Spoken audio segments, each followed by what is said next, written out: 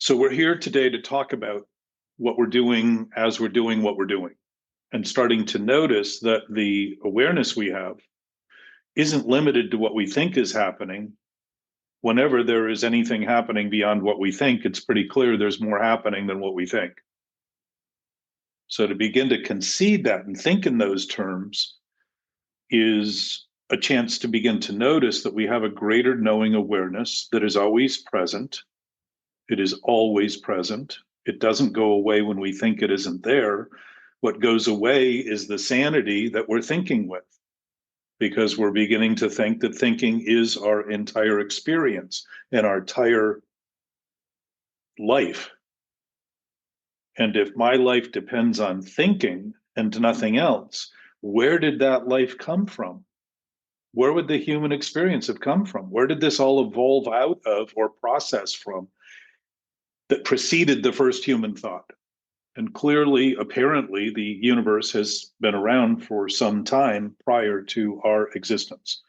Now, that can be debated because everything can be debated. We can all question everything. But it doesn't mean questioning everything is questionable. It simply means we have the ability to make choices voluntarily that condemn us to processes that are often impossible, because there is no finding at the end of a road of a question that has no basis. Questionable question. It's just questioning things for the sake of questioning things rather than actually looking to find things. So I want to suggest that we're here is not a question, it's a statement. And a statement is a statement of fact.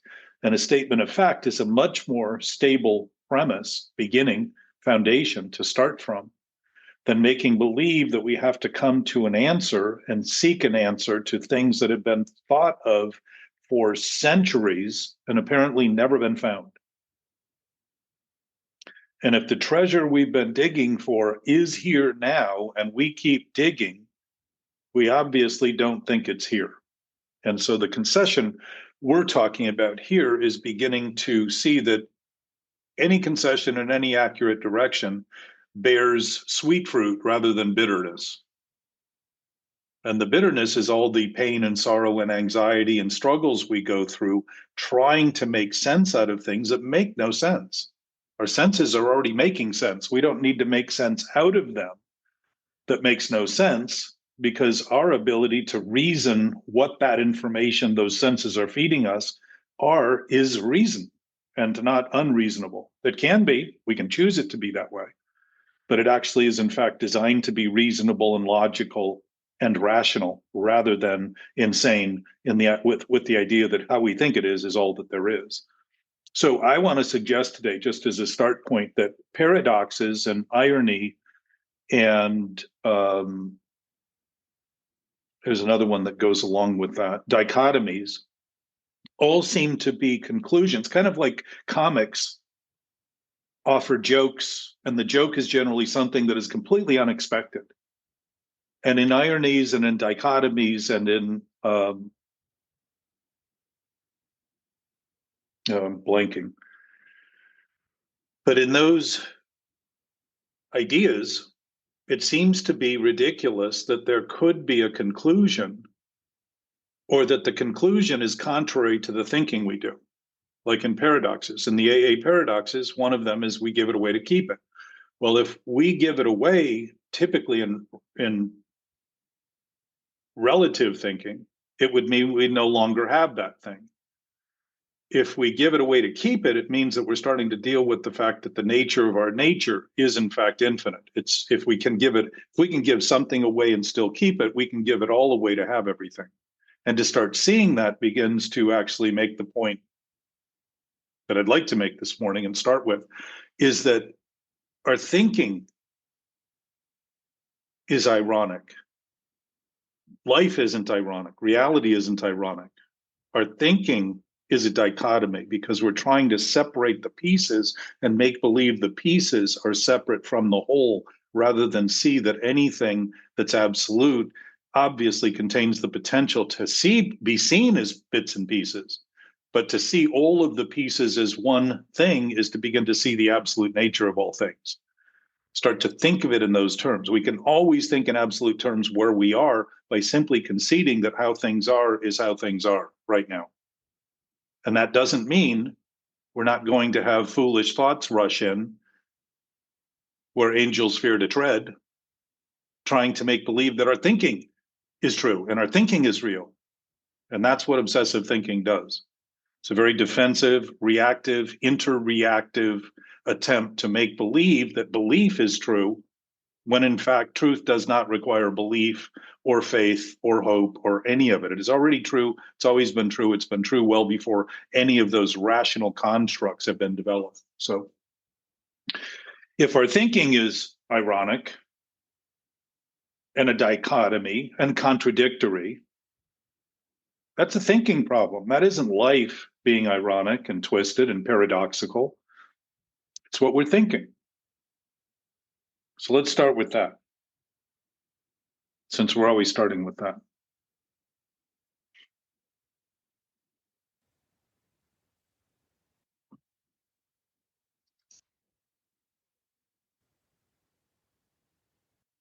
Any thoughts?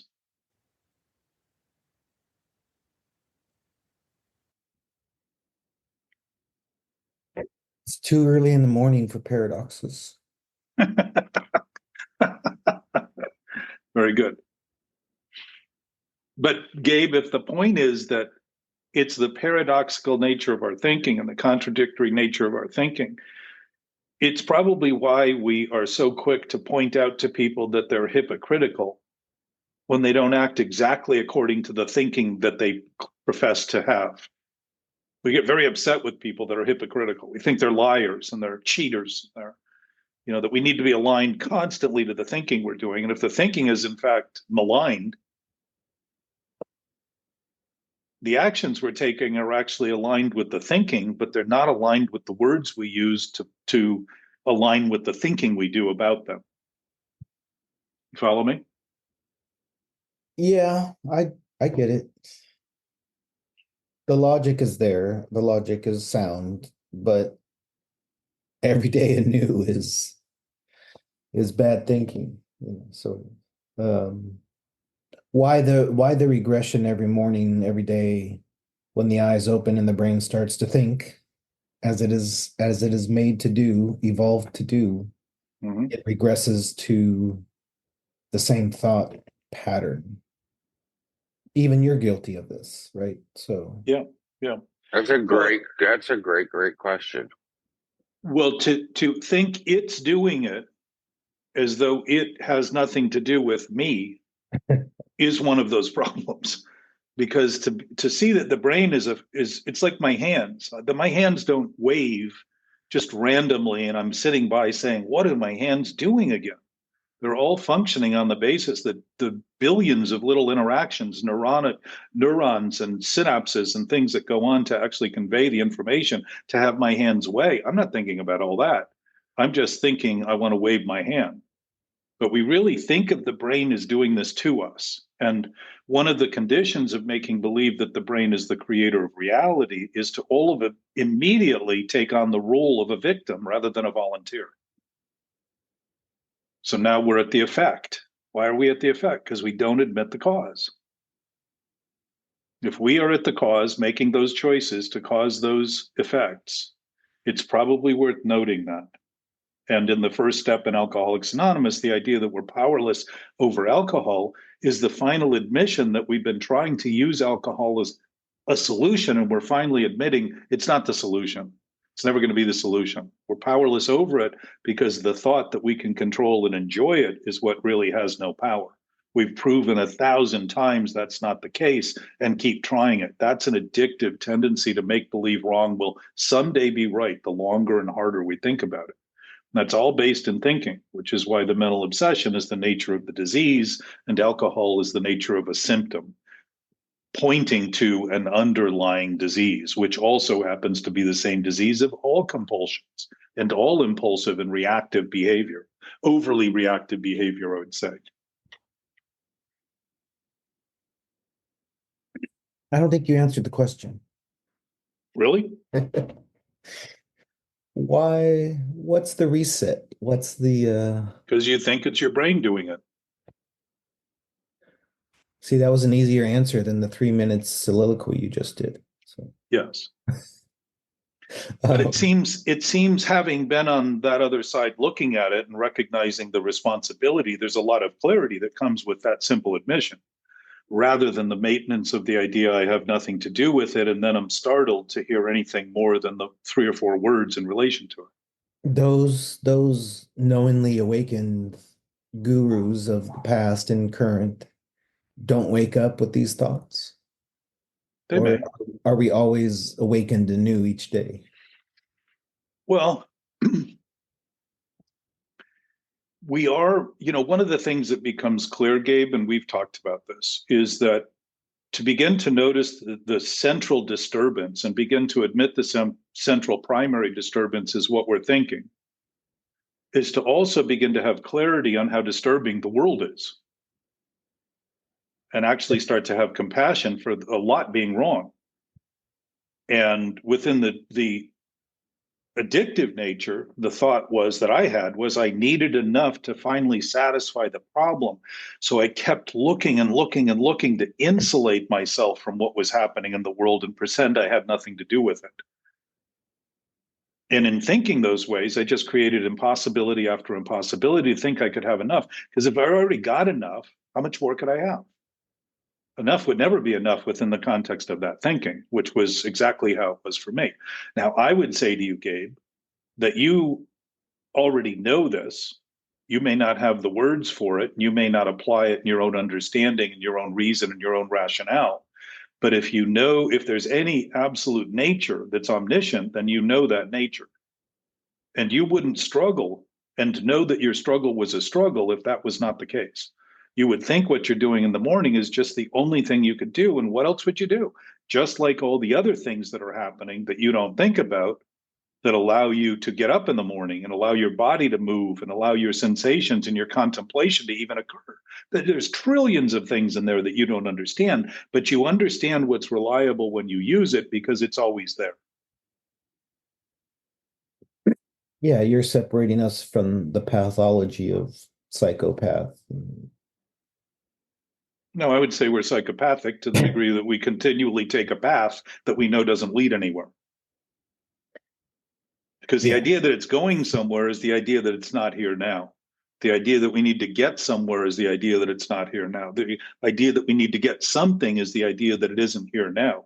Doesn't mean we can't have those choices and want things, but desire is very different than need and desperation and this sort of idea that my life depends on getting those things. Well, let's talk about that for a second, psychopath. Jeffrey Dahmer knew what he was doing was wrong and ill and bad, and woke up each day anew with a head in the freezer and still continued. Is the same addiction we have? It's the same. Well, I wouldn't say mental that he disease? advertised. I wouldn't say he advertised what he was doing. He was pretty clever about trying to keep it a secret. No, but I'm just saying for himself, like choose any serial killer or someone like that. Are they suffering the same dis-ease as we are? I would say socially, while we may be primarily impacted by our own thinking, and to begin to notice that is critical to beginning to see clearly what else is going on that's wrong, rather than presume that we know everything that's wrong in the world while we're not facing the wrong in our own doing, right? The impact of all of that stuff is definitely overwhelming. And some people get overwhelmed to the point of absolute insanity, like complete outrage and anger and hostility. And he seemed to be a very timid character, right? But he was doing gruesome things. So I would say within the context of society, we have fomented that form of thinking by acting in such disconnected ways as to make believe we have nothing to do with everything that's going on, rather than concede we are absolutely involved in everything that is happening. We don't have to understand the circuit. The same circumstances apply to all. Yeah. Well, I would think that the pathology doesn't have to be so extreme to exist. No, that's a market example, but Yeah. there's even some killers who write in the wall with blood, please stop me, I need help. It's the same Right. of throwing up in the bathtub, praying to God, you need help from alcohol. I mean, Well, I read a psychological, one of the guys that does psychological profiling for the FBI or something years ago, and his contention was that serial killers are asking to get caught. They're asking to be stopped. They know that it will come, but they're asking to finally face the thing that they can't seem to face on their own. And think about suicide. Suicide's at an all-time high. Now, that would be a pathology, obviously, a psychopathology of coming to the decision that the best thing you can do is kill the body that you're in to stop the thinking you're doing. That would be a pretty good indication that the pathology has become so consuming as to think we can't stop it when we are the ones consistently starting it. It isn't the thinking that's condemning us. It's how and what we're thinking that we're choosing, that we have control over, that we initiate. And if the how and the what I'm doing are things I think I'm not doing, I'm going to think the effect is life. And the only thing that can possibly happen. And eventually feel that there's no use whatsoever. There's no purpose in all this. yeah, It's a waste. You get there quite quickly. I get there daily. I mean, to see this and to see it clearly does not mean it will stop happening any more than to see alcohol as a problem stops the potential to think about alcohol. The difference is that when I see it for what it is, I know that I have a choice over whether or not I'm going to pick up a glass. I know every day that I can pick up alcohol, or I can pick up cocaine, or I can pick up marijuana, all of which were very popular in my drug use days, my 17 years of drug use and alcoholism. But I know now I can still think about it, just like I can think about those other thoughts, but I know what they are because I sense the disturbance rather than desensitize myself from the disturbance and make believe I need to go in that direction further. The abnormality of addiction is to pretend that we have nothing to do with everything that's happening. And we're basically asking, it's really a suicidal tendency to make believe that we have nothing to do with everything, because the only way that would be possible is if we didn't exist, which is, and Jackie refers to suicidal ideation, is that sort of almost wish and hope for finality to resolve the issue, when in fact we're simply unwilling to face what we're doing presently. Now, if we've done that collectively as normal, and we think humans are just greedy and hateful and selfish and all those things, and in fact, those are all deviations of normality and they're abnormality. And I would say addiction is a pretty good example of abnormality. And if we're addicted to our thinking, it would be abnormal thinking that's the problem, not thinking, not our essence, not our nature. So it's always a possibility. And that can be a little disturbing to somebody that thought that a fix would resolve a problem once and for all. And thinking that this is resolved once and for all would be to deny that we are given, that a loving nature has given us the possibility to do everything that's possible, including think as sick as we possibly can, so that we think the only conclusion is to kill others and ourselves. The seeming self, by the way, one that's really just thought of rather than one that actually exists. So we kill the body we have that even allows us the potential to create an idea of self, rather than see that the self can be dismantled by simply noticing. It's just thinking about thinking itself. It isn't real. It's just imagined within thinking. It's a narrative that we develop.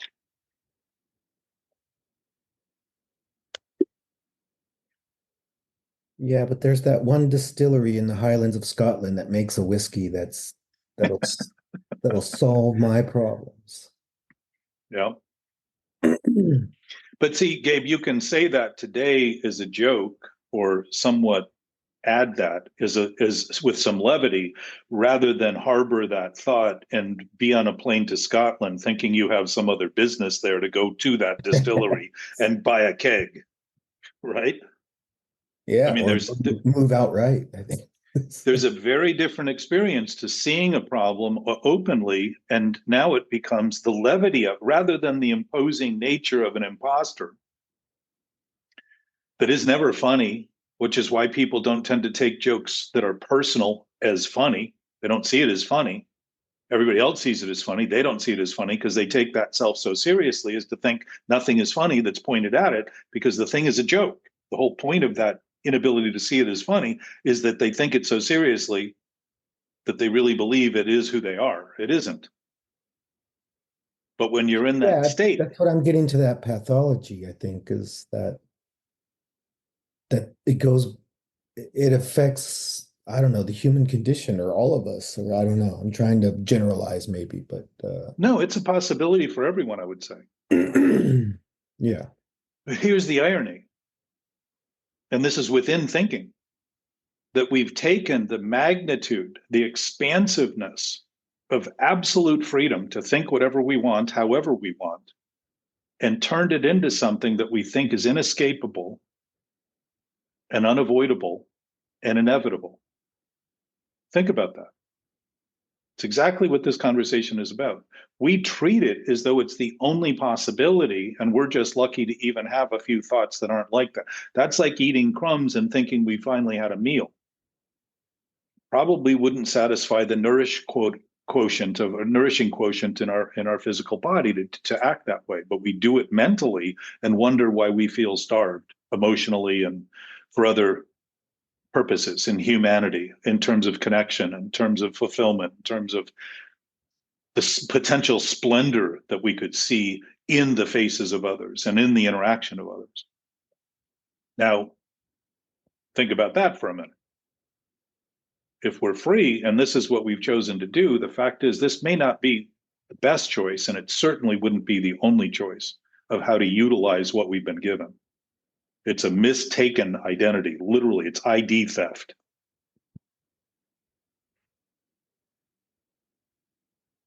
Yeah. Identity fraud. Of the self that doesn't exist.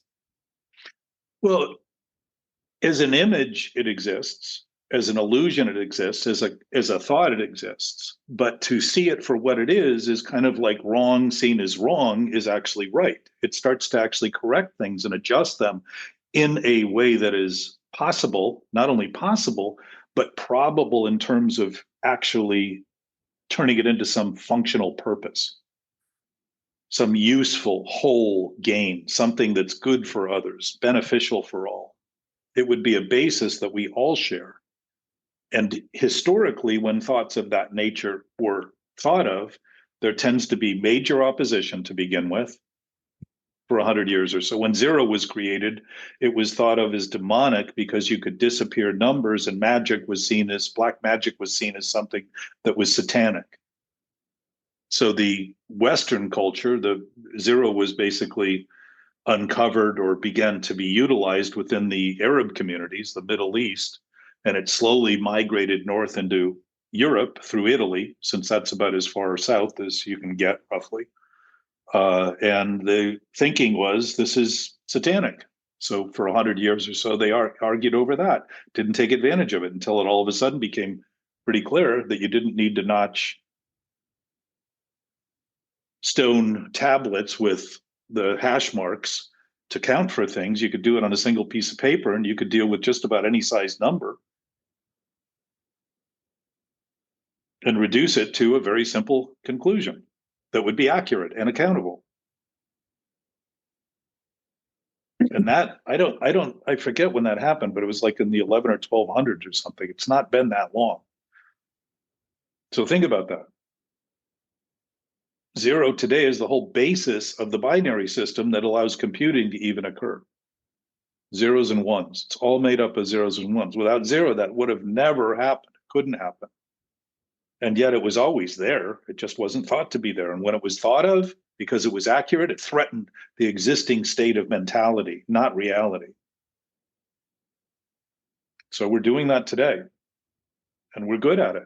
We become masters at delusion and insanity, induced insanity.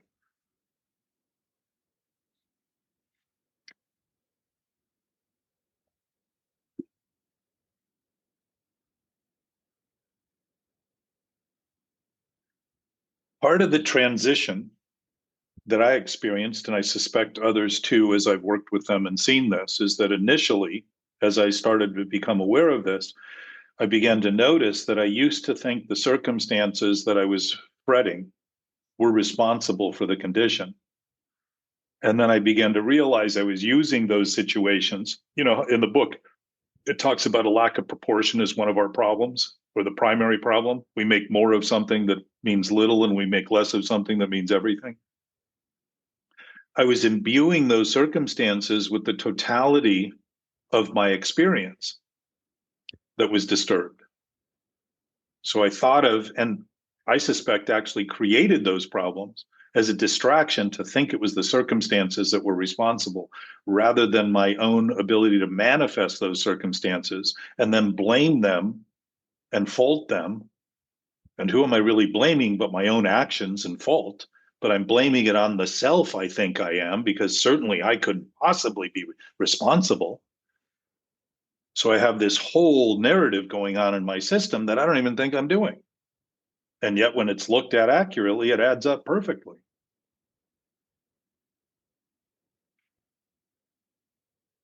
So to begin to divest from the circumstance was to begin to see, I think you said it the other day, Gabe, when we took a walk, that it's the same feeling attached to all these different circumstances that seem so critical and like such preoccupations, something that's just constantly got my attention. The nature of addiction is distraction. The attraction of addiction is distraction. Rather than actually looking at and saying, oh, the main attraction here is the calamity I'm creating. It doesn't mean that some superior pure consciousness doesn't exist when I do that. It means that I'm paying so much attention to it, I think there's nothing else.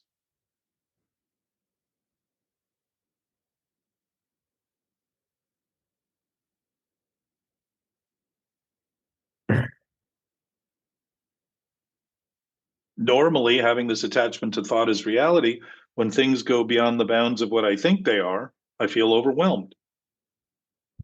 So to start to notice when I feel overwhelmed, it's simply a thought I'm having that I think is real. I don't have to identify the thought to recognize that that would be true for all the thoughts I'm having, and start to deal with the entire problem rather than think of it as so specific that I need to work out every one of those circumstances that seemingly and not ironically keeps popping up because I keep recreating them, trying to finally see things in absolute terms rather than this relative bit by bit, piece by piece idea that I'll finally get it right. If I count the grains of sand on the beaches, I'll finally know what's there.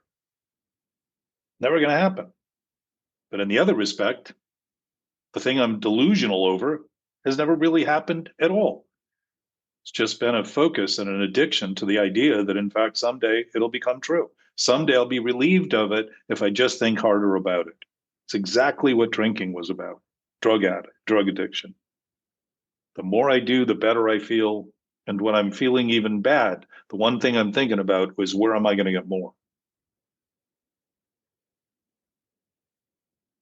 Where can I get more of this thinking? I want some. Well, you seem to have it. In abundance. Yes. Now think of that. Think of the abundance of this insanity, this imposed, induced insanity, and not notice that abundance is actually possible within the sickness of thinking. It's like the absolute. It's like the sun is always shining, even when we're under an umbrella or in a dark room. You know, it's starting to see things on that basis rather than think of them in the immediacy of our experience or the circumstantial basis.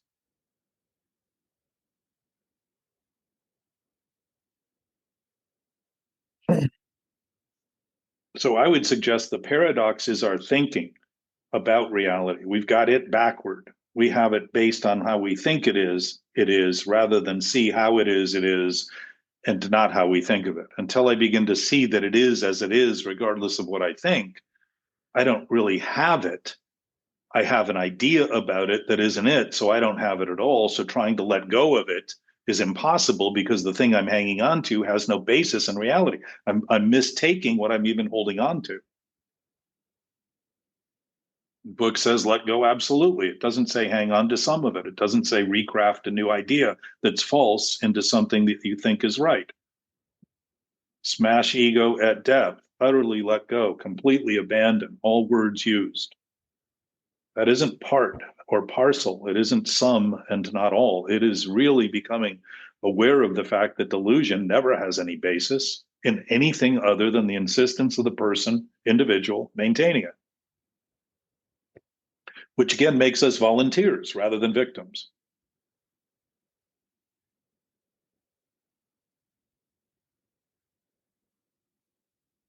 And there's nothing I was drafted. I didn't volunteer, Chuck. You were conscript. What is that? Yeah, conscripted. Conscript.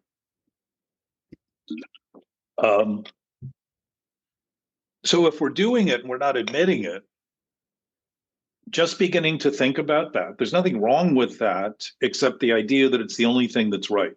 That's when addiction starts to take hold. It's kind of like there's nothing wrong with thinking thoughts are reality until we believe that that's actually true. We can think it, which shows that thinking isn't the problem. It's our own insistence that what we're thinking is true that's the problem. That righteousness doesn't exist in reality. It exists only in the defense of things that are not right. And righteousness through history has been just used to justify killing and maiming and oppressing and suppressing other people for seeming power and control, but it isn't power and control at all. It's actually weakness and vulnerability that's being fought. So there is an irony, right? Created within the context of thinking, not reality. Reality isn't ironic. It's just as it is. We've got it backward. We see it backward because we see the thinking nature of our thinking is the source of reality.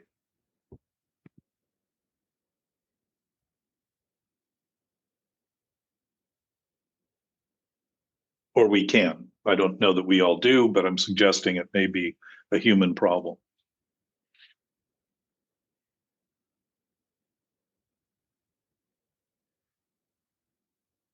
If we mistake our place, we feel like we don't belong. It isn't because we don't belong, it's because the thought we're having has no basis in reality, so it can't fit, doesn't fit, it doesn't have any place. Very different context than thinking that's us. I don't belong, I don't fit, I need to be with somebody, I need to have somebody in certain ways so I can be fulfilled.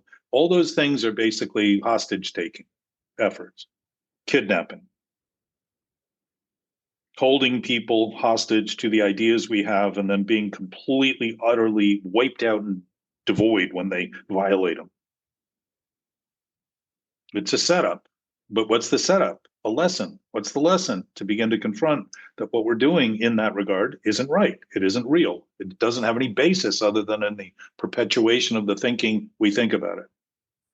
And given the fact that humans are capable of thinking about their thinking, we're capable of concluding that whatever we're thinking is right simply because it seems to be or feels right to us, rather than say, maybe it's the right thing to do in the moment, maybe it isn't, but I'm going to act on it anyway and then see how it goes and start to actually engage with it as something that's flexible and optional, rather than think of reality and truth as flexible and optional, which they are not. We're of it, not the creators of it. We're products of it. Expand on that product. How are we? Well, we are life forms. We're expressions of life's possibilities. The subatomic level would be to the universe what our subconscious is to our body. So we're reflections of possibility of the absolute nature of nature in absolute terms. So too is every molecule and every atom and everything that we call inanimate, but seems to know exactly what they're doing right now to not be arguing with us over it, just providing everything, the essential. If everything wasn't happening right now, we would not be here doing this.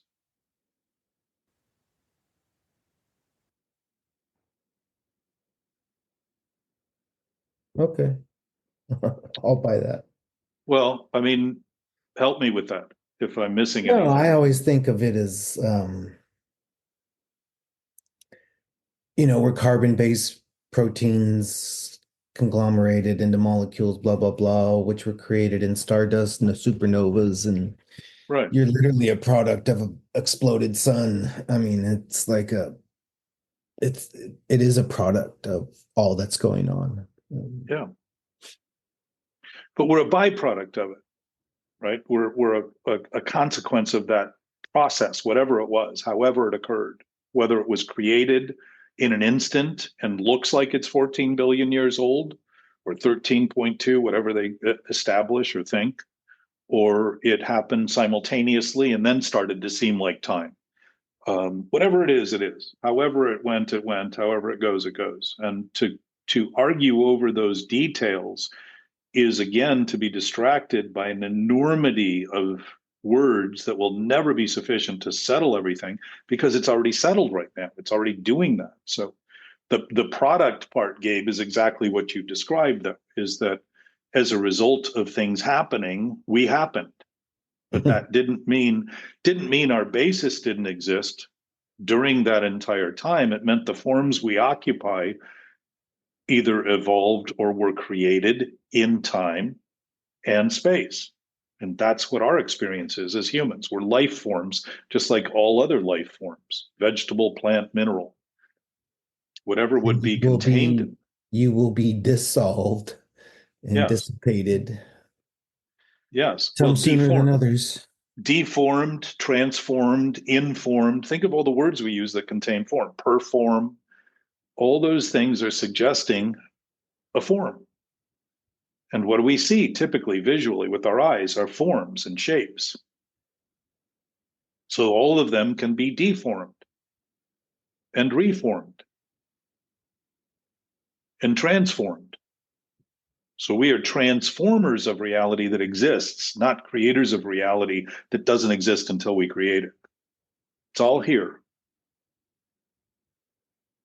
It's always here where we are, everything. If that's the case, resolving problems that we create in the present are only resolved in the present, but they're not resolved. The idea that old idea of trying to do the same thing and get a different result is trying to make believe that the same thing isn't giving us an accurate result for the thing that's being done.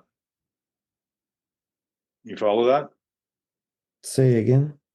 If I think I can walk through walls, I'm probably going to have a sore face. Right? So if the consequence is accurate and I keep thinking the consequence should be something else, I have faith in my reality of creating reality. I have this sort of pink cloud wishful thinking faith that somehow I'm going to be the creator of reality by ignoring the consequences, like gravity. If I think I can fly and jump off a building, the chances are gravity is going to win. Now, if I get one of those flight suits that I can wear, I have to be at the right height and the wind has to be at the right, all those other factors have to allow me to survive. But those are all calculated efforts to overcome or to avoid the absolute inevitability of gravity. And I think gravity and light are two very interesting sort of absolute experiences that we're constantly in the face of. And air, oxygen. We really don't see light. We see the impact. Our atmosphere lights up blue because it has particles in it. And most atmospheres in the solar system that don't have particles, like the belts around Saturn and all that, are all from gases. But where there are no particles, light does not land on anything, so that it looks like it's not there. But it's in fact there with nothing to light up. So we see light as something that's always attached to what we're looking at, rather than see that the darkness in between it still exists, that the light wouldn't be light if there weren't dark within the confines of time and space. So if those things we don't see are obvious to us, gravity, we know if we put our feet on the ground, we're pretty confident it's going to be there. Yeah, oxygen, we breathe all day long, in and out, in and out, and in and out. I don't have a lot of people come to me and say, I'm really struggling with getting enough oxygen. I'm really afraid I'm not going to get enough oxygen, so I'm not going to breathe to save it. That isn't a very common problem. Because it's natural that we adapt to things that are necessary And we have the freedom to consider things that are completely unnecessary as being our only potential, which is vanity and grandiosity and all that stuff. It isn't to suggest we can't do those things, because we certainly can. The idea that they're the only things to do is where the problem sets in. Yeah. How many people died from holding their breath? Exactly. I mean, it's interesting that you pass out and start breathing. The body knows what to do. We can obviously oppose the body and make believe the body has no better knowledge than the opposition that we're imposing on it, and so end up suffering disease and other things as proof of our own insistence to do things that are not healthy.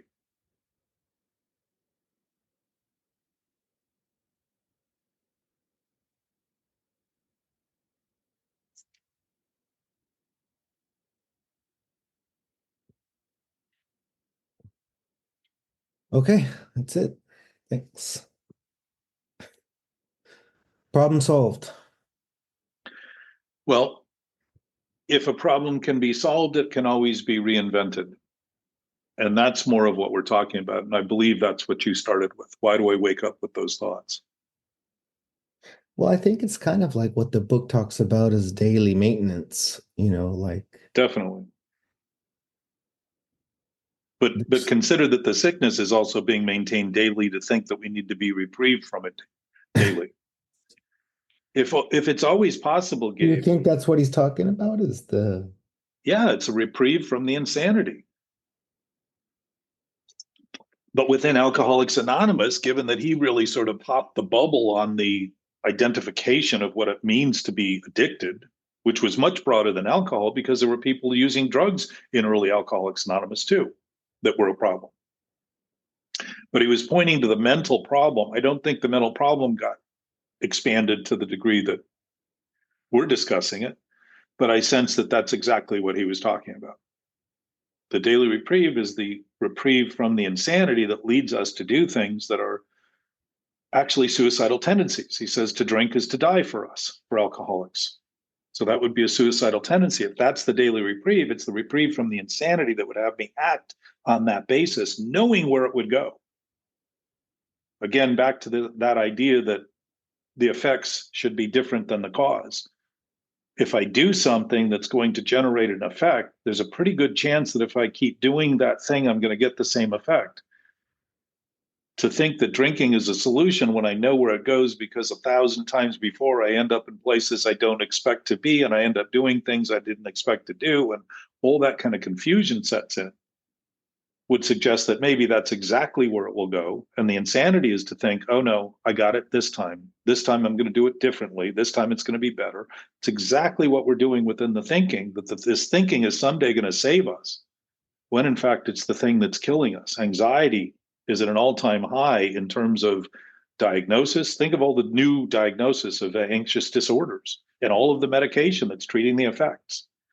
And we're not looking at our collective consciousness honestly enough to say, maybe we're doing something that's causing this.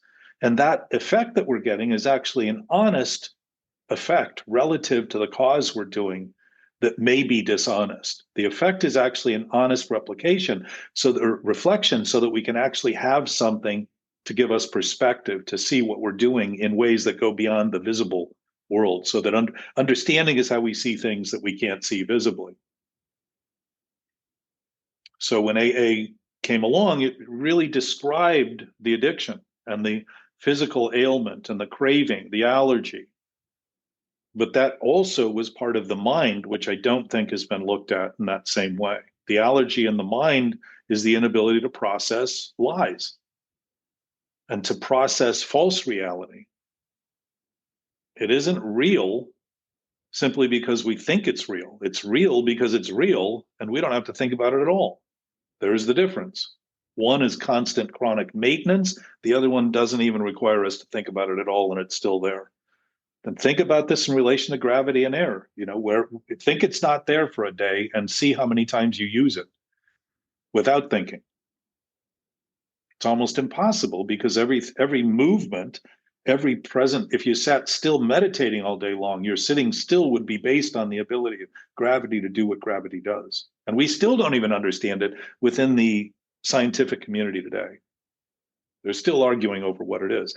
But what we know it is what we're talking about here, starting to look at the actual experience we're having as determinant, rather than think we need to understand all of the little details that makes it so.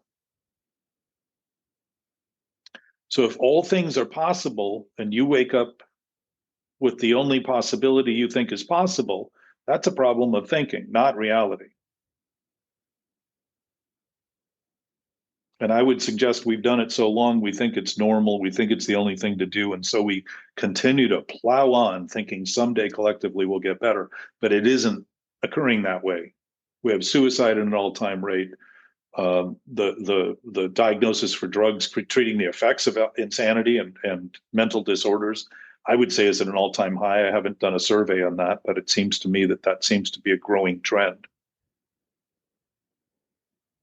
So maybe the cause is not being looked at. Maybe the lost cause are the lost thoughts we think of as reality, and that we're creating the lost cause, which has us constantly seeking to find, while we're not interested in finding, because we're interested in maintaining the insanity that gives us the impression that seeking something will ever work and ever end, rather than see it's here, it's now. It can't be anywhere else if it's absolute. There can't be exceptions to it, options.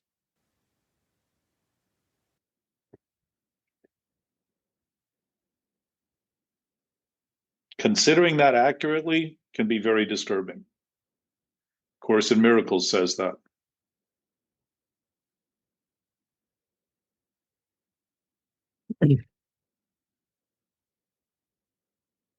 I think the Course was talking about the fact that there is no meaning in the universe. And what it was saying is that things are doing what they're doing. They're not doing it because they intend to. They're doing it because they know to.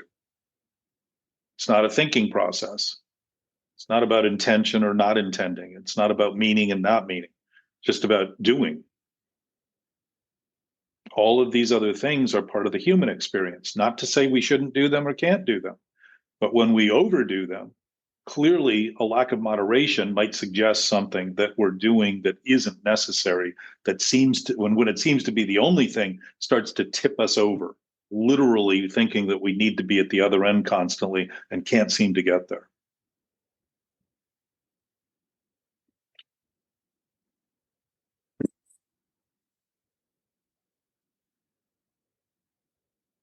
It's hard to talk about this, in the sense that we haven't done it enough to be versatile in it and think that we might have something to say. Was my experience, and it's my experience when I meet the silence that I find.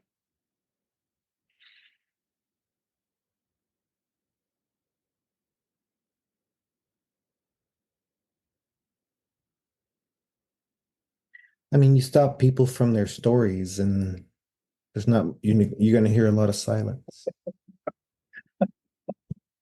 Very good. Now, let's look at that for a minute. If the absolute knowing nature, I suspect, is silent, and it's still, because if it's still, meaning it's always here, it doesn't make any noise. There is no conflict in it. There is no discord. There is no thing. There's nothing unharmonic. There's nothing harmonic in it. Those things are all happening within this relative experience we're having. And even in modern day physics, they have dimensions that go well beyond this fourth dimension that we seem to be living in. And the fifth dimension that seems to be this mysterious ability to know things beyond the fourth dimension, or the sixth sense that we talk about. So we talk about those things as well beyond the fourth dimension, but we don't really look at the fact that humans created the dimensions. There are no dimensions in reality. There's just a totality that is absolutely indisputable and inviolable and immutable and indivisible. It's just naturally that way. We think of it, again, as ironic because we think of reality as relative and limited and bits and pieces and parts. So we can feel apart from it. We can feel part of it. So if we've been telling a story, we certainly haven't been speaking to the enormity of the potential we have to simply mention what's possible is also possible, not only at the one extreme end of complete dereliction, but at the other end of absolute abundance and peace and hope and life and in its actual form. So what would that mean? That we're all conduits, we're all channels of that peace, just like the St. Francis prayer talk. Make me a channel. We're already made as channels, but even within the prayer, we're asking to be channels because we're admitting that we haven't been channeling very well.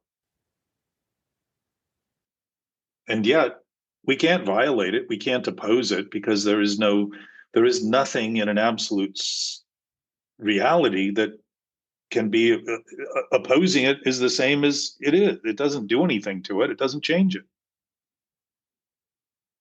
Those are very hard concepts within the context of thinking reality is relative, rather than seeing that even with the relative of everything changing all the time, the one fact that doesn't change is that everything's changing. And again, it reveals the absolute nature. And you'll find that like everything's happening right now. That's an absolute statement.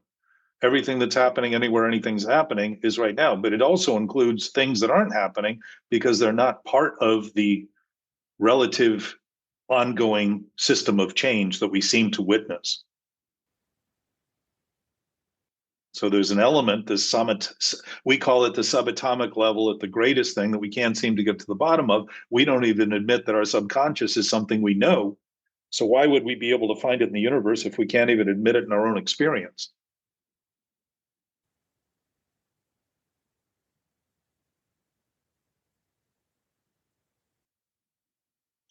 So those are shortcomings and goings. Yeah, the bottom is someone else's top. Yeah, and it's constantly it's like water. You know, which drop is on the bottom, which is on the top. When I mistake things, I have misgivings, literally, naturally.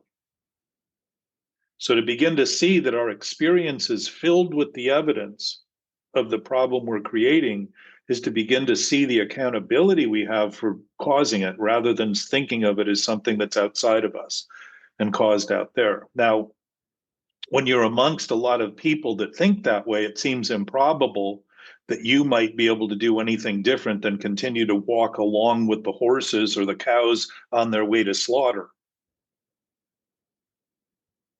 And if you've ever watched that, it starts in a huge herd and they just slowly narrow them down to pretty soon they're in a single chute and they can't go anywhere. They can't go backward. They got to go forward. And that's exactly what we do collectively, thinking that because everybody else is doing it, it's the only thing to do. I might as well continue. That resignation has been used in societies through history to give people the impression they're in charge when that charge eventually fails. What's that, Jackie?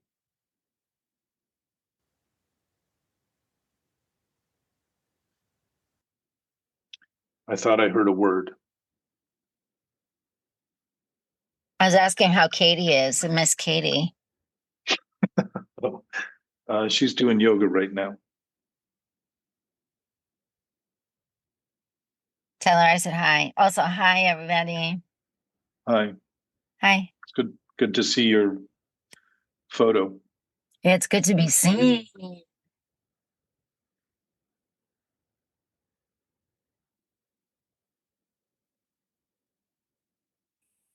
So if we have no story and actually begin to utilize our potential to speak honestly, it would be to speak collectively about our capacity as humans to resolve problems that we think today are unresolvable.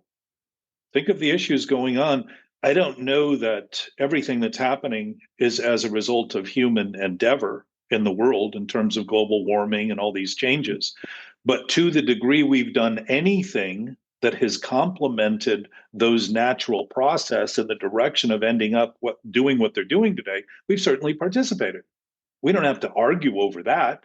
It's pretty simple. If we've done anything that hasn't been good and healthy, it has not led to the health of our environment. Just like in our own psyche, to the degree that I maintain thoughts that are untrue, I suffer psychologically, mentally. The suffering is evidence of a problem. evidence of something that can be corrected, not an impossibility until I'm addicted to the idea and think there's no other choice. So what happens at the individual level conveys to the social ills that humans as a species face. And we're witnessing that pretty clearly. We don't have to think we are to be doing it.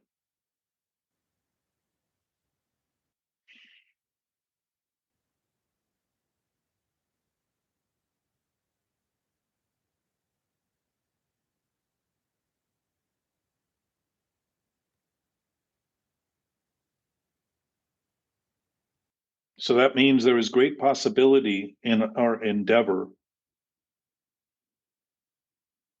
to do better, to function better, to operate better, to be more functionally literate rather than dysfunctionally illiterate. Reading the body language is reading the signs, the dashboard. Becoming honest about what we're feeling is actually an honesty about the reflection that feelings are reflecting, which is the thinking we're doing. Tracks back to the thinking. No voluntary action starts with anything other than a thought. Which means we voluntarily subject ourselves to the idea we're victims, which we are guilty for and shameful for. The guilt is the fact that we know we're guilty, and the shame is actually being ashamed for the guilt, for what we're doing. We are the jury who has convicted ourselves to know that. And the sentence is the misery, the conflict, the anxiety, the stress, the sense of displacement, the sense of always needing more, not having enough, being not enough, thinking we're less than. All those things are just more stories, Gabe. More stories, more stories, more stories. And they're all happening in our own psyche. So to stop telling the stories outward is the beginning of beginning to notice that we have a knowing awareness that is far exceeding the thoughts we have.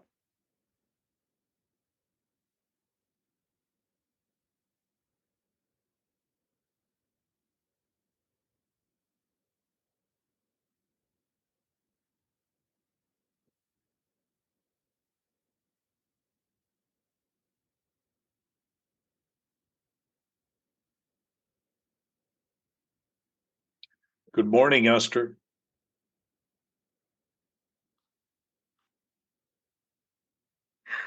Hello. I thought I saw your shoulder. I was giving it to her a massage. My because leg she- hurts this morning. Mhm. So that's Yes, annoying. but she need my help. Well,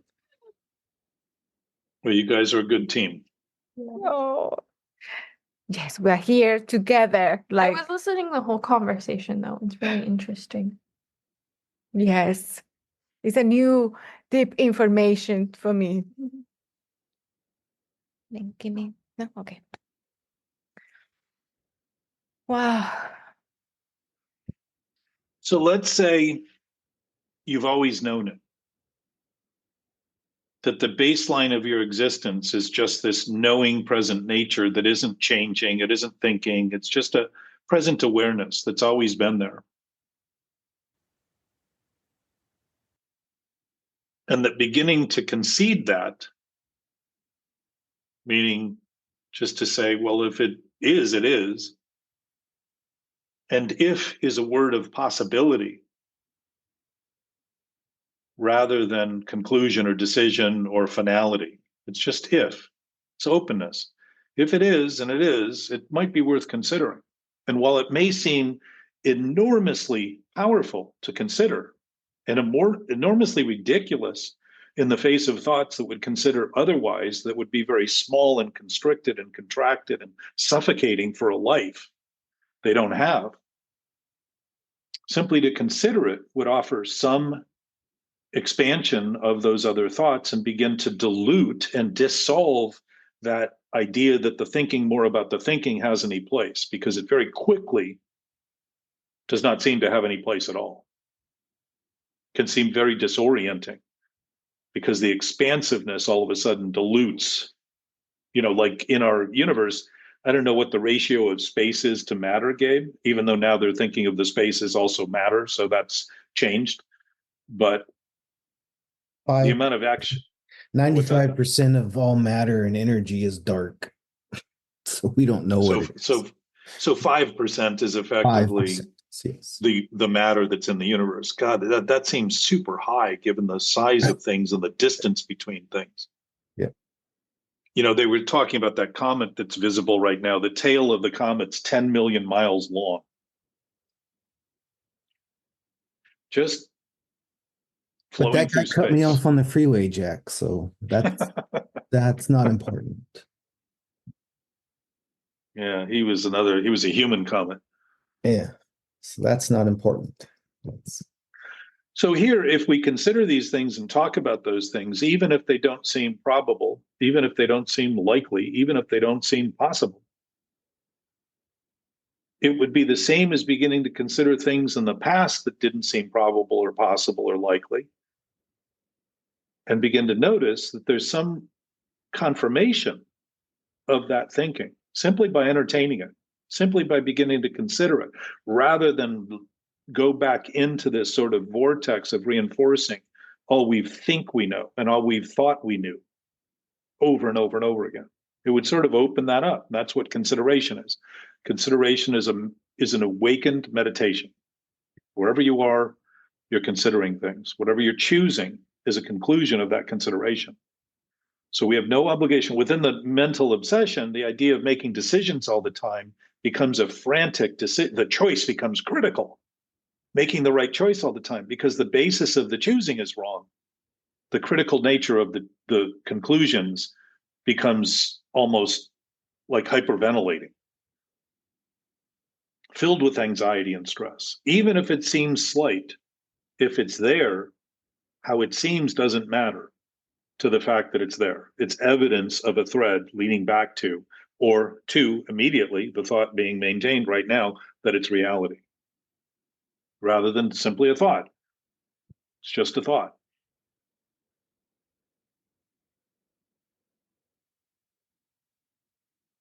So to think of thoughts as thoughts begins to disband the idea that they are anything more than that. And pretty quickly, it becomes obvious that thoughts are just imagined. They're literally like a screenplay written about a movie. And they're when we begin to attach words to them, we begin to create a narrative, and we begin to tell a story, and we begin to think that story is true, when in fact it's all developed in our own thinking.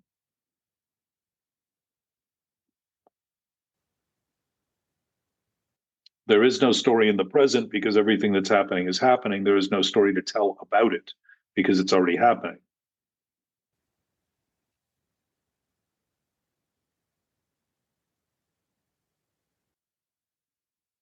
And I guess that would be the story of it. It's happening as it's happening.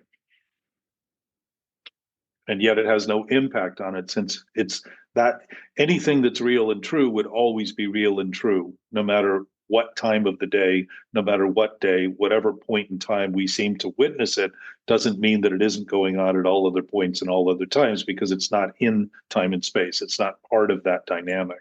This dynamic is part of reality, just like we are of it rather than the creators of it.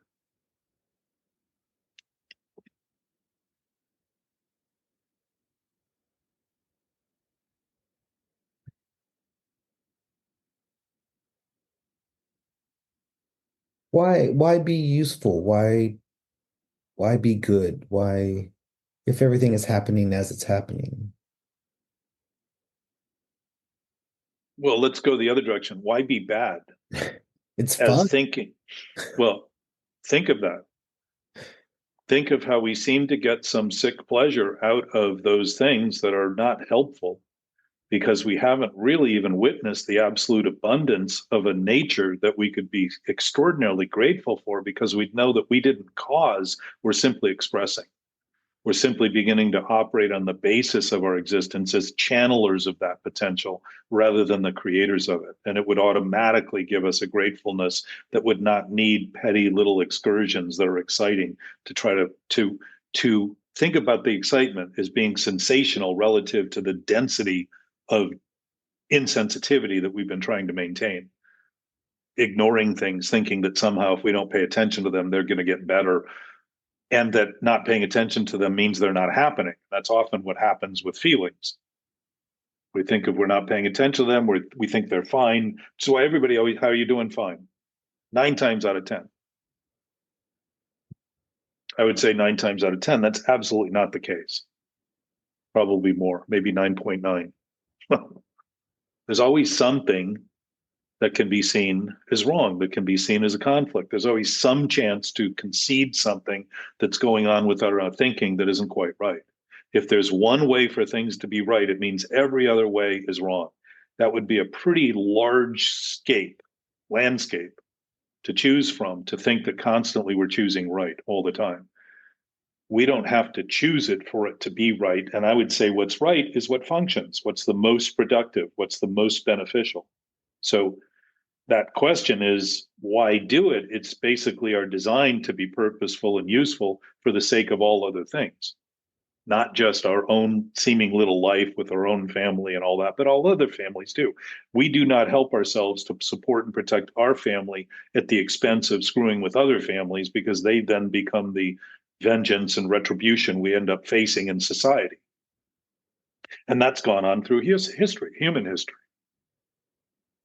Animals didn't do that before we got here. They didn't decide to wipe each other out in mass. At least the same species.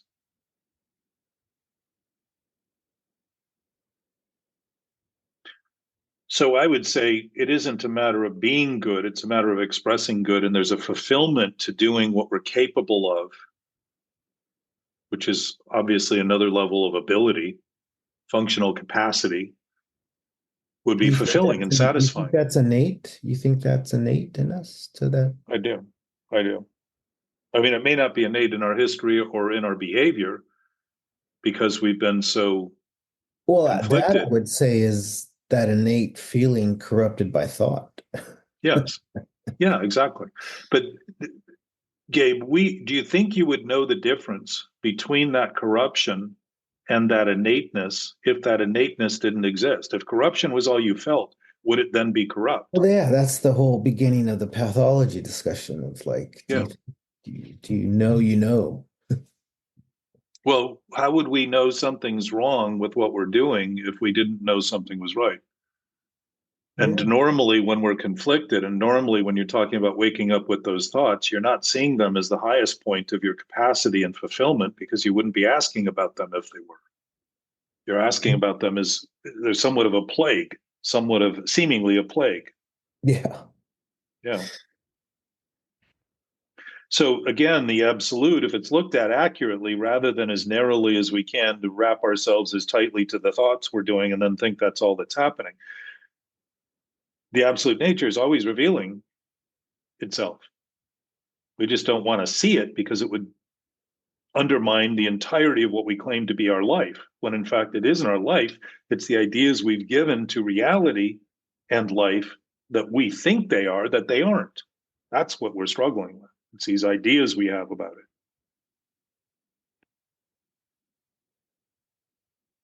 it. But if I'm the cause of these thoughts, like you said, I'm happening by me, not to me, then I'm the sick person. Well, my sense is, no, I think the personality that's sick is the self we think we become. It isn't the being. It's just that it's like somebody gave us an airplane and said, fly it. Doesn't mean our intention isn't we want to fly it because we don't want to die, but we don't know what to do once we're in it. And my sense that we don't have a written manual. Buckminster Fuller said that there was no what do they call it? There was no instructions for humanity, right? And Buckminster Fuller was a non-educated, extremely educated man. I suspect that the instruction book is in fact the experience we have. If we feel disconnected, rather than think of it as who we are, we're thinking of ourselves as being our thought that's disconnected. So that transition doesn't affect the being, it affects the utilization of the humanity that's struggling. And I would say we haven't done that collectively well enough to actually begin to master the operational capacity or functional capacity of our capacity. We're just still wallowing in the. It's interesting that we could presume that the only thing we have to do is the worst thing we can possibly do. And yet, considering that it could even be better seems to be a huge challenge to the conversation. Because we loop back and loop back and loop back and loop back rather than say, wow, if that's possible, and it is a possibility, it would be well worth considering, given the amount of time we spend thinking the only possibility is the thing that's wrong, that's constantly giving me the sense of misery and disconnection that I keep trying to get over. So my sense is the instruction manual is actually the reflection that feelings offer on the thoughts that they're reflecting. The disturbance is a clear indication we're on a path that has no basis other than our own presumption, our own assumption, our own opinion.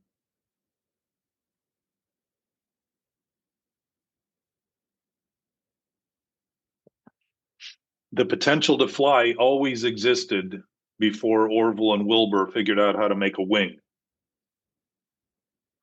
It didn't just happen when they did that. They just finally aligned their thinking with what had always existed. At least within the atmosphere we have, because this atmosphere obviously would be required in their conclusion, right? There was a point, I don't know if the atmosphere came immediately with the planet Earth. That may have developed in time, and if there had been no atmosphere, that's a whole different level of, you wouldn't have gravity to deal with for the most part. Once you're outside of the scope of the whatever that distance is, you would be in space that doesn't function in the same way that open space, free space, where you're far enough from gravitational forces, doesn't function the same way that anything within a gravitational force functions. Yet I imagine the entirety of the universe is functioning on a gravitational platform, just to be limited, held together in that seeming limits that it has.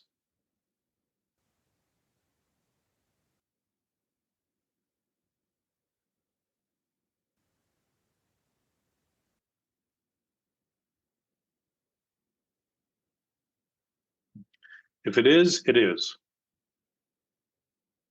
But then my sick thinking is so. Well, it is, Isn't but it it doesn't is? mean it has any place other than your thinking. Isn't it natural if it is? If you're naturally choosing it, yes. The unnatural part is making believe it's truth. Because you have the possibility to think sick thoughts, but they wouldn't be sick if they were healthy. They wouldn't be sick if they were natural. It's the idea that they become reality, that this whole thing isn't a problem of thinking. It's turning thinking into reality that the problem begins. Same thing with drinking. The thing isn't about thinking about drinking. It's about thinking I can do with drinking what I cannot do, which is to drink moderately, drink sanely, use drugs sanely. Never did for me. And I would say no addict would be an addict if they were free to say, I do it, I can take it or leave it. This is the idea we can't take it or leave it. And it's all based on a thought we're thinking, not reality. A contemptful, spiteful, hateful, fear-filled thought we're having about who we are based on a choice, a decision, a conclusion, not based in reality. That self-centeredness is basically a thought thinking of itself. We've taken a thought thinking about a thought itself and turned it into ourself. So we think we're self-centered when we're really just thought-centered. And there's nothing wrong with being thought-centered since it's so primal to our ability to experience life and to survive in life. But thriving is a function of survival, not just existence, not just bare break-even existence. And I would say we've done that. We have 8.5 billion people. Somehow we've survived our own calamity. So there must be a nature to expansiveness and growth.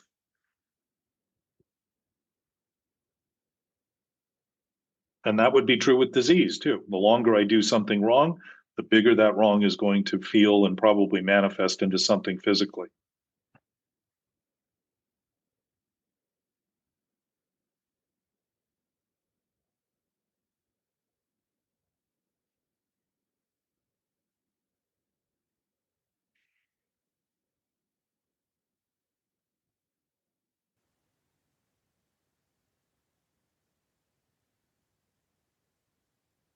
I'm trying not to think. Well, that's not the job here, though. It's if obsessive thinking is simply thinking thoughts we're having are true, it sets off a procession of thought that seems to be never ending. Because the longer I nurse the idea, the longer that's going to go on, just like in any cause. But if I begin to see thinking is actually based in reality, then it isn't reality. It's based in reality. It's a product of reality. It's actually designed to do for me and others the best it can do, rationally, sanely, reasonably, logically, not unreasonably, irrationally, and insanely. And that's really the division here. That's the division between, sort of white knuckling, dry drinking, like I'm sober, but I'm not drinking. Those aren't the same definition. Well, and you've experienced to even be able to say that point at which you became honest enough about that condition, that you had a sense of freedom enough to notice it was a choice. Yeah, that's something that's not talked about often in the media. Well, to the addict or the alcoholic, they think they have no choice. And even within the book, it says we had no choice. Because it's really presuming that we were in the thought. Who we were was in the thought rather than the thought being of our thinking, something we're producing. As we are of reality, our thoughts are of our choices, or how and what we think are coming from the choices we make.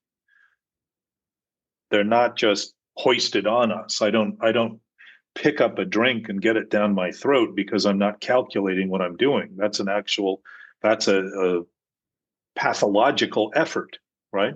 It's following a pathology.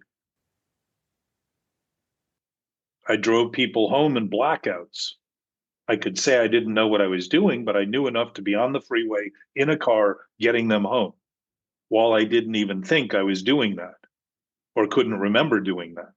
Didn't mean it didn't happen because it clearly happened. If I am capable of that sort of blackness, I am certainly capable of living in a way that I think things that are true aren't true, and I think things that are false are true. And that's what we're talking about here. It's just getting to this, getting a conversation to the heart of it is to begin to speak of it in general enough terms that we can specifically look at it and aim at it. And it can seem very blinding, I know, to look at this when you're doing it, which is part of the point of having a discussion, to offer some perspective, to offer some distance, to offer some openness to noticing that we can notice what we're doing accurately rather than dive into the repetition of that addictive thinking. And when we think it's the only thing we can do, pretty much admitting we think we're addicted to the thinking we're doing. Yeah, that is the secret. What you said before, that is the secret. Because one thing that is very interesting is science says that we have more than 60,000 Like 600,000. thoughts every day, and 90% of those thoughts are negative. And from the Or what? Make believe? The 90% of those thoughts. thoughts are negative. Oh, negative. Yeah. So Yeah. the secret is what you said before. Yeah. There is the secret. Yes. Well, it isn't a secret because we're all witnessing the results. Yeah, it's like you are revealing the truth. Well, we're only talking about something that's happening, and truth has never not been revealed. It's just thought of in terms that aren't true, and thus we think it isn't. Again, our thinking is the thing that isn't true. Truth doesn't go away and change. So that's sort of paramount to this discussion, seeing that we can create that idea.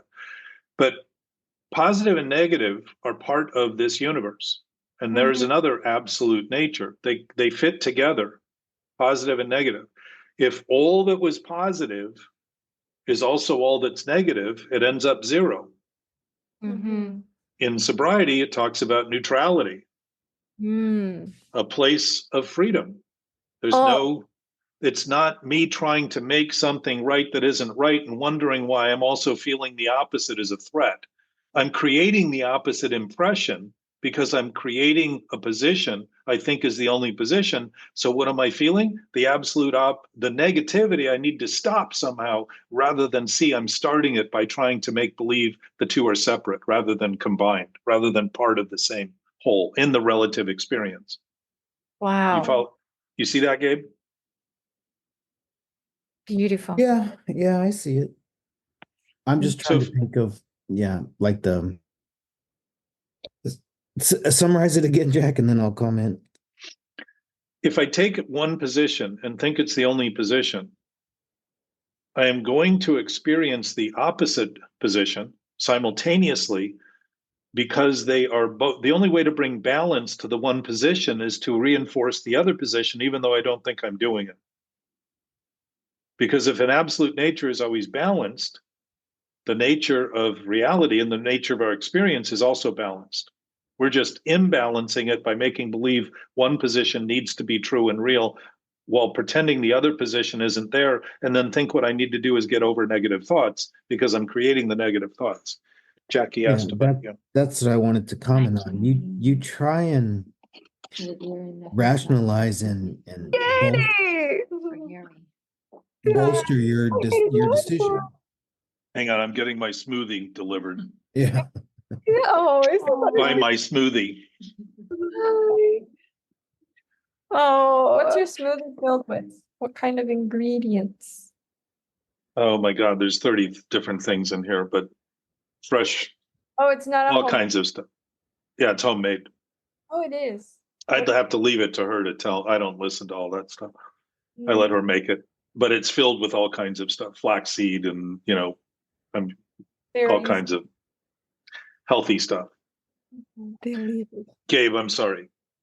No, I just think that's what I was going to say, is that if you go down decision A, I think you try and rationalize that decision and bolster your position. Right.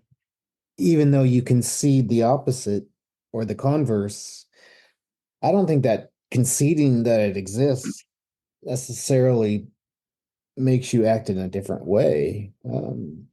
Well, it provides the idea that it's a choice rather than think of it as the only choice. That's what happens. That's the scary part. Yes. Thank you. But Jack and Gabe. That's what I think what Lensis was saying.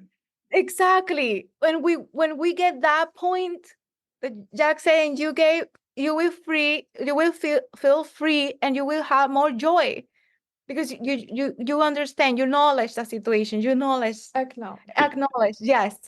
But Gabe is also saying, and I would say you're correct, Gabe, is that beginning to witness that is to face the fear you've been creating by maintaining it. And when that is faced accurately, it dissolves because it isn't there other than you thinking about something.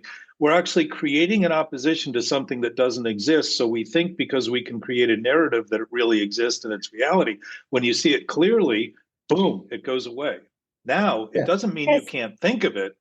But when you do think of it, you'll know that the thinking of it is coming from your thinking. The problem is coming from your thinking, and it will be laughable rather than taken so seriously as to think you need to kill yourself to stop it. Yes, right. Mm-hmm. But you'll be so scared you're just naked in the room. You know what I mean? It's like when it but the fear goes. This is induced fear now. Keep that in mind. Real fear operates to help us avoid threats. This is fear that's created that is the threat. Yeah. This is very different, because everything within addiction, everything's backward. It's the attempt to turn a lie into truth, which is really what a lie always is, unless a lie is trying to turn truth into false. But whatever it is, it's trying to be the exact opposite of what it is. So to see the fear is to actually witness what you've been creating, and to see that. I had a panic attack, as I told you. My body literally turned gray when it hit me, that I was writing about ego and I was trying to justify it and explain it. And I realized that by doing that, I was giving it more definition, more story, and more credence as being real. And it hit me, and my whole body went gray. I thought I was going to die. I had so much fear pent up in my system. It took me almost 3 hours to breathe my way back into some sense of balance.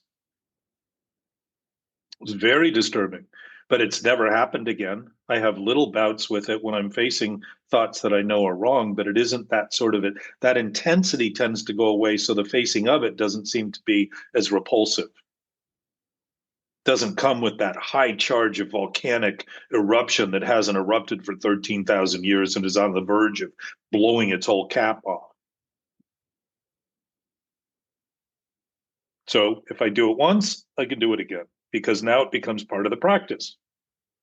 It's always been part of the practice. I've just thought it wasn't. So I keep reinforcing that if I ignore the fear, it will get better, when in fact what's happening is it's growing and growing and growing and giving me more rational cause to avoid it, rather than notice that I'm the one creating it, maximizing it.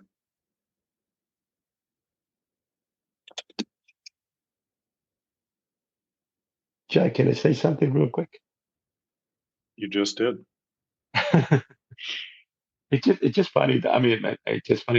I mean, like a few weeks ago, you just said that all of us run the same operating system. It's like what you guys are talking about. I mean, I experienced that a while ago, and it's just the same feelings, the same thoughts. It's just it's like 2 years ago. It's just me talking to you 2 years ago. So maybe we have different thoughts about it, Harry, but it's the same essence that we're thinking about. Yeah, I think you're right. Yes. Because if we get to choose our thoughts, the chances are everybody's choosing them differently, but the thing we're choosing them about is the same. And there may be slight variations in our capacity physically, physiologically, to even witness and experience things. But it doesn't mean those things if the absolute nature is absolute, it must be that we're experiencing the exact same thing in the most profound nature, and then trying to make believe that it's unique to us so we can justify continuing to go on and make believe that all we are is separate and alone, and all we are is reflections of those thoughts. And that's just the way life is, and life is hard, and life is complicated. You never know, that sort of thing. And all those are very popular conversations. Yeah, well, I think Gabe said something about waking up with thoughts. Oh, wow. Yeah, that was me too. Because when I moved to Chicago, my daughter was still in California. And we used to go to Disneyland a lot. In those songs, like they were always in my mind. So at some point, I would just wake up with songs playing in my head, and and it's just funny. I know, and then one of the songs would bother me a lot. That would just wake me up and give me a panic attack. And then the next day, or maybe 2 days later, another song would play in my head. I was, oh, I've been through this. It just doesn't bother me. But my mind was like, well, what about this song? Would this song give you a panic attack? And yeah, it would give me a panic attack. Then a few days later, and then what about? And it would just start playing songs. And then at some point, it didn't bother me, but it was just myself looking for the songs that would bother me. That would just give me a panic. It was just me. It was just me looking for it. It was just me looking for things that would just bother me. But I actually started to see what was going on. It's just a little difficult for me to explain. But even thoughts would just wake me up. I would just wake up with thoughts, but that would just bother me. And sometimes it still does. But I actually see what's going on, and they're just thoughts in my head, and I just let it go. It's just in my mind. It's just like today too. I wake up with thoughts like that. But it's just I know what's going on. I just let that energy go through, or just as you said, I just let it be. And you've learned better what's going on, right? Because we had a talk recently where you had talked about having felt better and then all of a sudden started feeling worse again. And our discussion was about noticing that feeling better, the old addictive thinking thinks that the problem is the solution. So the more we maintain the problem, the more we think we have a solution, which is not the case. So it keeps getting worse while we're denying. We're learning to deny and resist and all that. Within the confines or within the expansiveness of beginning to look at this awareness that we have, it doesn't resolve all of those issues immediately because we're still facing circumstances every moment. New circumstances, always, always, always, new. So it doesn't mean we can't go back to applying that old thinking, but once you do, you start seeing that, oh, I'm doing this again. I can see what I'm doing now, because the initial experience will lead to a perspective that you now not only know that it's possible, you've really recognized that you were at the center of it. And it begins to dispel the rumors before they go on and on and on and on and on in your brain. And addiction, Harry, is an attachment to anything. We want to attach to anything, songs, anything. We will attach to anything to distract us and think that we're not where we are. That's the whole point of addiction. So it isn't just the stuff that's common. It's not just the alcohol and the drugs and the sex and the gambling and all of the different things that are obvious. It's every subtle connection that we have to try to make believe that preoccupying our attention with something else means that the thinking we're doing isn't there.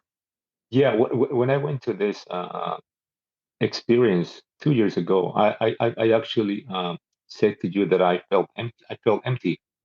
But my whole life, I was always attached to something. So when I went through this, I just wasn't attached to anything anymore, and that was just scary for me. I just felt so peaceful. I just felt empty.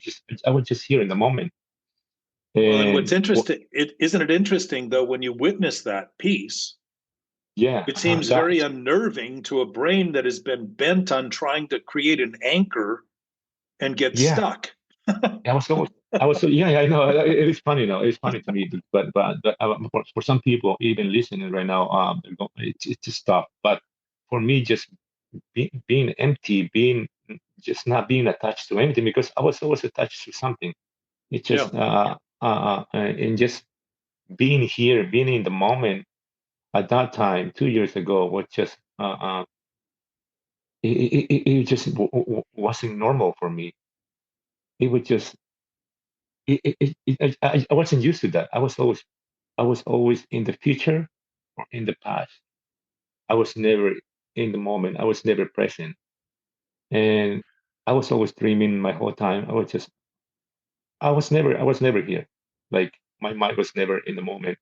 But when I finally, I guess just my body was just tired of it.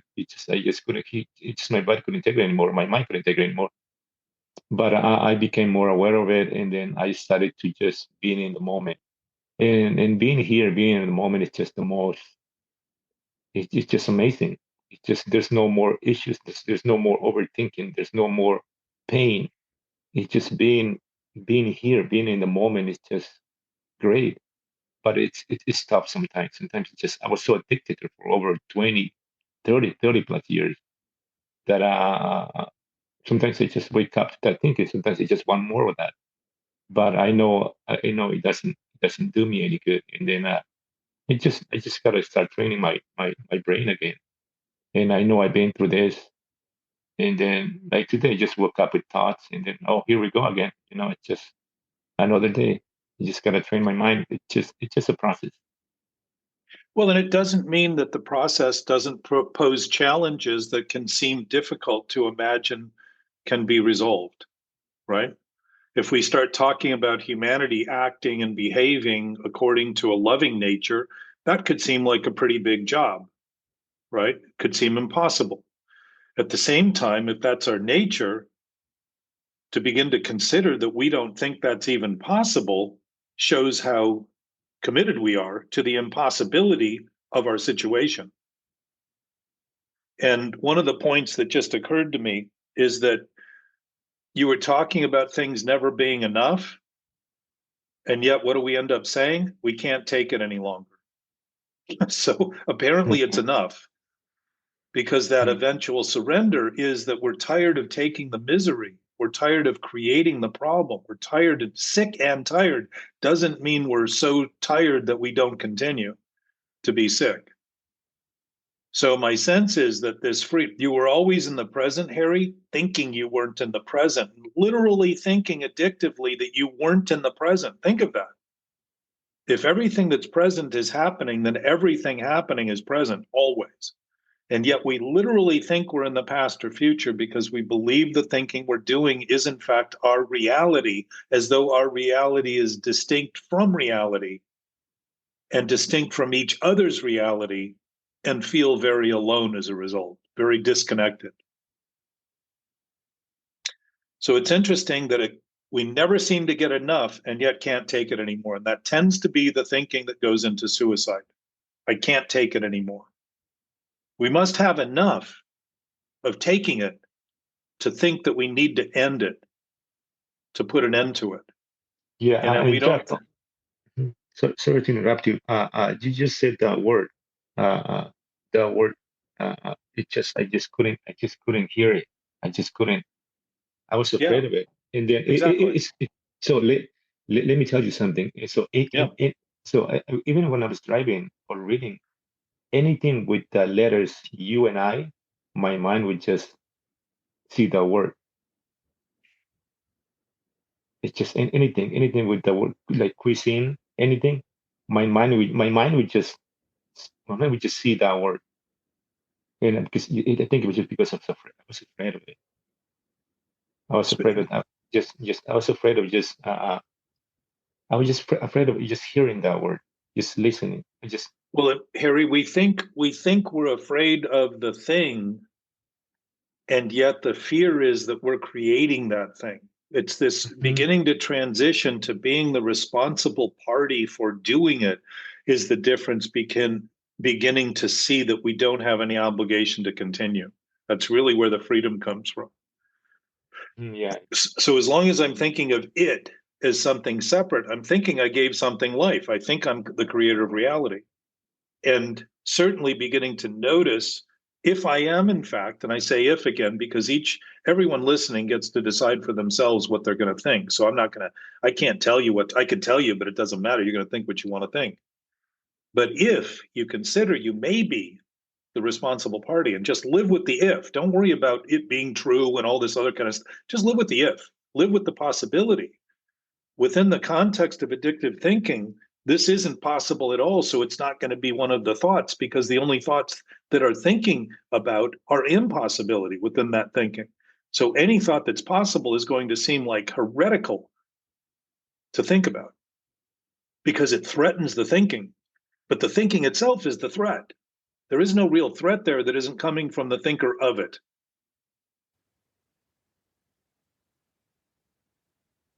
And yet we talk about it in terms as though it was happening to us, and still do, even in our awakened awareness. But it doesn't mean as humans we can't get better. It means we can always get better, especially if we've lived a long time getting better at being worse and thinking that's all we could do.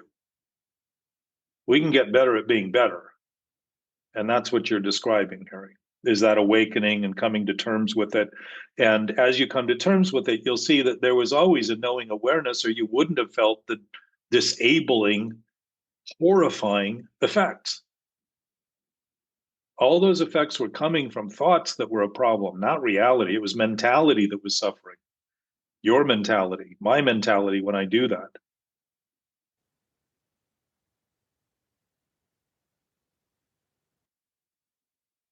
If it's always possible, there's a good chance we're going to repeat it. But once you have that, once the bubble bursts, you'll start seeing the effects as telling you what you're doing and offering you the body language, and you'll read them properly and see the essence of it as being accurate to the thinking you're doing rather than something you want to try not to feel and want to get over, feel better than, and avoid or get over. Becomes good information. It's the curriculum. It's literally the instruction manual. If we're reading it properly, and it's not a language, it's a body language. It's not in the same we convert it just like we convert our sensations into thoughts. But that raw data that we're getting is accurate relative to what we're thinking. Because we're based on a platform that is knowing and absolute. and a part of reality, not the creator of reality.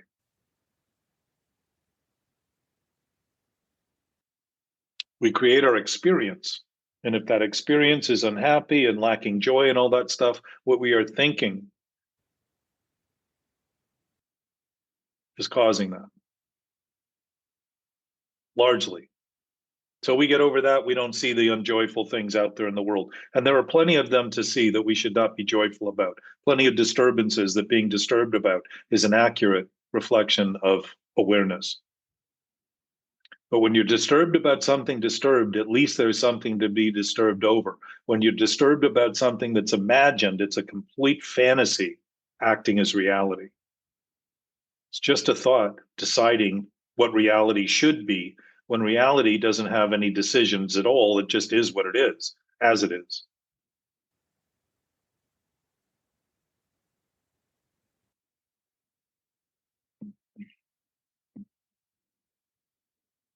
I'm glad to have you in this conversation again, Harry, too, because I think your experience, you came from outside of the sober world and were referred to me by somebody who was within that world, but he saw that the problem you were having was the same one he suffers with within sobriety.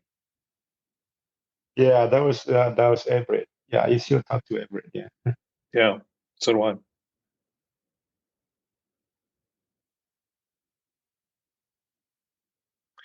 So our effort during this time is to begin to speak to what is effectively, Gabe, to part of your point, the unspeakable, but start to put words to it in the sense that we become constructive and gainful and abundant in our expression of our capacity by beginning to admit that we have the capacity to speak to the unspeakable in a way that would certainly be more productive than speaking to the unspeakable as the only unspeakable thing we can think, or the only speakable thing we can think that should be unspeakable, because it's just so almost demonic in terms of the demonstration of that behavior.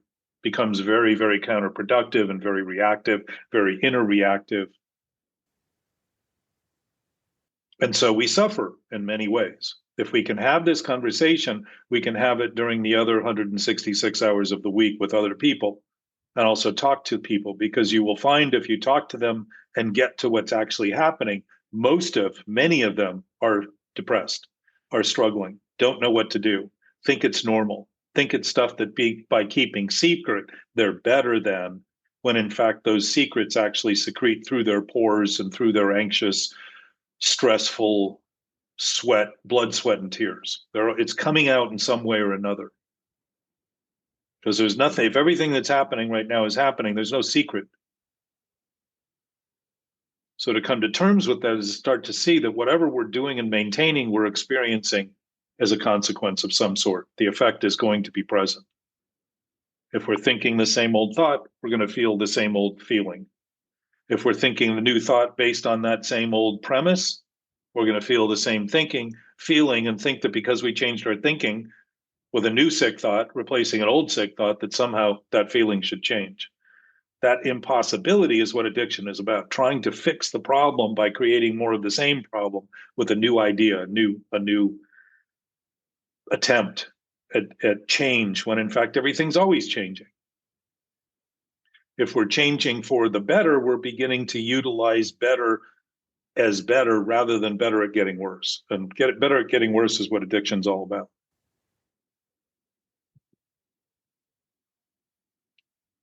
So the point is, these recordings can be listened to anytime. People can also listen to them if you talk to somebody and are struggling with the words, because the words can be difficult. It took me some time before I actually began to speak about this openly and more publicly than I did one-on-one with people. And in that, every week I make notes of all of the things I feel like I missed, of all the essence that's there that could be looked at, discussed in my attempt to get better with my vocabulary and get better with my ability and get better with the possibility of expressing this in a way that is gainful and useful and whole. Which would suggest that I've always got something to learn in that regard. There's always some potential growth in my human opportunity and experience. Doesn't mean that basis changes. It means that my utilization of the basis is constantly changing.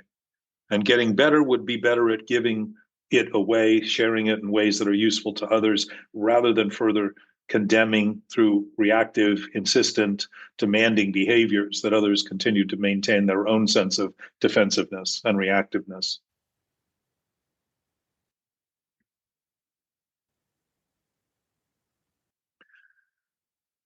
So if there's anyone you talk to that you struggle with, they can always listen to.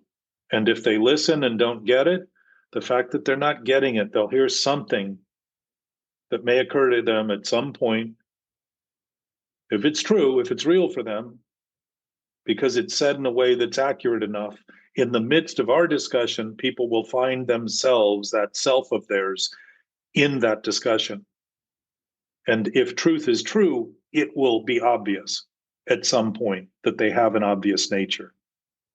Doesn't mean they don't have it when they think they don't, but this preoccupation with thought gives us that impression as a convenience of making believe there's nothing else we can do, which is one of the unholy trinities that we talked about in here of I have nothing to do with it. As a result, I can't do anything about it. As a result, I can only continue doing the only thing I think I know to do, which is the wrong thing. That's sort of the cycle of addiction. So by having people listen, just like having them listen to your story about it, when the story is moral, it has a point that's valuable to others. When it's immoral, it reinforces the same immorality of this reactive nature that gives us a greater sense of being alone, separate, in having an incapacity rather than beginning to notice the absolute abundant capacity that we naturally have. So I would say that's it, kids. I appreciate you all coming. Thank you. Thanks, Jack. Bearing with Thank the you, Jack. process. Yeah, you're welcome. Thank you, guys.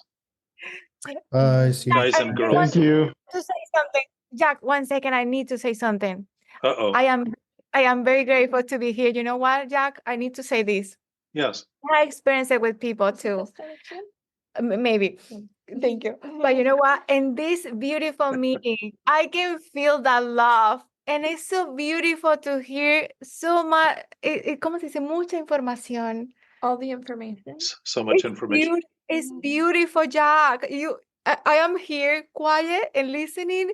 And it's so beautiful to feel that love. Well, consider, Lenses, that what you're really feeling is what you have. Oh. And I am not giving that to you because it's something you've always had. And to begin to notice that is just coming as a result of us being humans talking and sharing and opening up. The fact is, collectively, if we have the capacity to be as collectively destructive as we've been on Earth, we have keep in mind, construction and constriction eventually has an end. It gets tighter and tighter and tighter and tighter, and that's what extinction is about.